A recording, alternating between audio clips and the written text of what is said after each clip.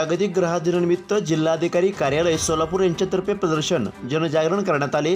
या ठिकाणी विविध प्रकारचे स्टॉल लावून ग्राहकांचे हक्क समजावून सांगण्यात आले। यामध्ये प्रादेशिक परिवहन अधिकारी, Mumbai police, Solapur traffic, BSNL कृषी विभाग, ST महामंडळ, महाराष्ट्र राज्य विविध स्टॉल लावण्यात आले।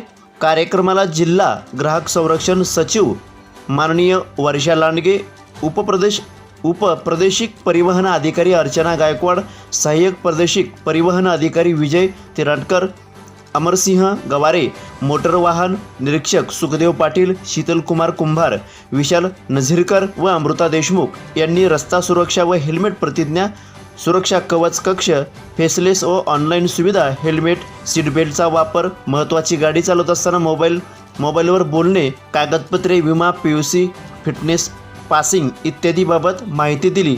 कॉलेज, शाळा येथील विद्यार्थ्यांना स्टिकरच्या माध्यमातून जनजागरण करण्यात आले। प्रतिनिधी राहुल गुरव।